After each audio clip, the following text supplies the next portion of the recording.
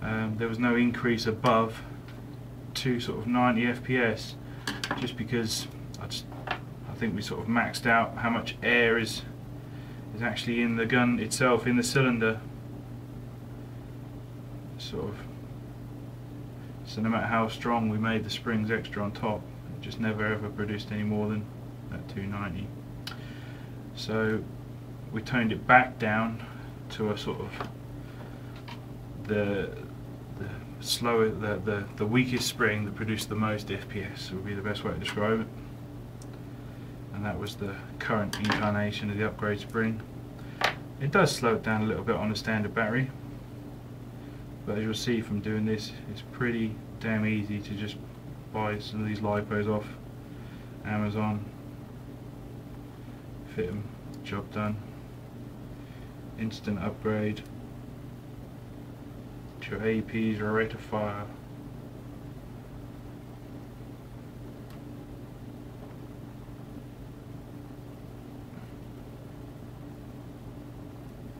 It's definite downside to the AEPs.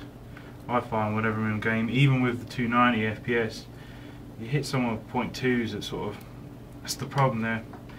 You get the hop up on them and you get the distance, and it's like a little AEG, and it's sometimes you can get carried away and you shoot someone at sort of 50 meters with 0.2s out of a little 290 FPS pistol, and they just don't notice it.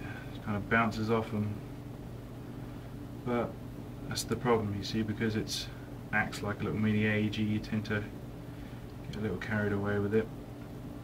But say in close quarters, obviously the 290 helps, puts it on par with some of those gas pistols, which is what we're all about. Innovation for the nation.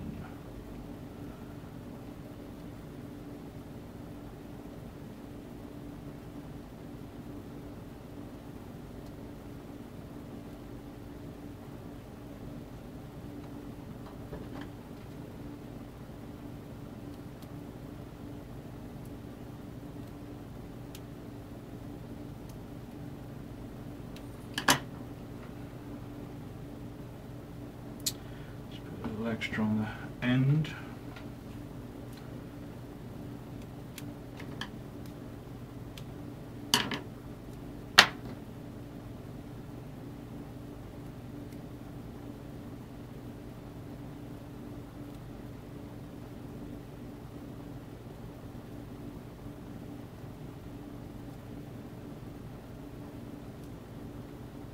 Right, don't tape too high up near the wires, because we're going to need that to be able to slightly edge apart, just so we can squeeze the barrel in there.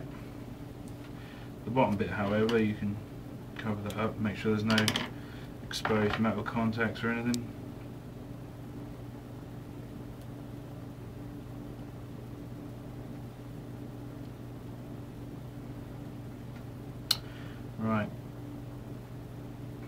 Right, so we've given basically the lipo a little bit of extra coating.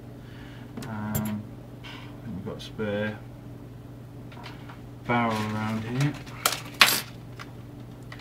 just as an example. So the barrel now, edges in there, just enough to allow the battery to fit inside the gun. So, and in order to get this in, you'll have to take the barrel out, but we'll show you how to do that when it comes to installing the lipo. Right, what we want to do now is, now the connections that are on here, because they come from the faraway lands in the States, well, I suppose if you're over in the States right now it won't be a problem, but you just use what they call JST, I do believe, this one here. We don't really get it over here, but it's a common with the lipo, especially the smaller ones. Just connection, I think they call it. And then obviously you've got your standard balancing tab here. You leave the balancing tab alone. When we put it in the gun, we'll just tuck it to the side. This one up here though is, I've got these everybody's familiar with Deans, aren't you? Well, these are micro Deans, so basically a smaller version of Deans connectors. A little bit more common over here. Here's Deans connectors, the larger ones, and then smaller baby Deans connections, small Deans connections or micro Deans connections.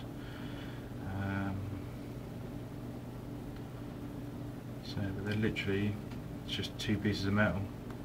I mean, you could follow your usual rules and wire your black to the one that sticks out and wire the red to the one on the left, but I don't think it matters too much on these particular ones. So what we're going to do is we're going to solder on this connection. It's standardised, and you see, so because otherwise you're going to have to try and locate these JST connections over here. It's going to be a bit of a ball ache, whereas I know for a fact that all over the world you can get these micro Deans. So we'll do this. There's a lot of room in the Glock, I've noticed, compared to my USP. I had to take a lot of gubbins out on my USP around this sort of section here,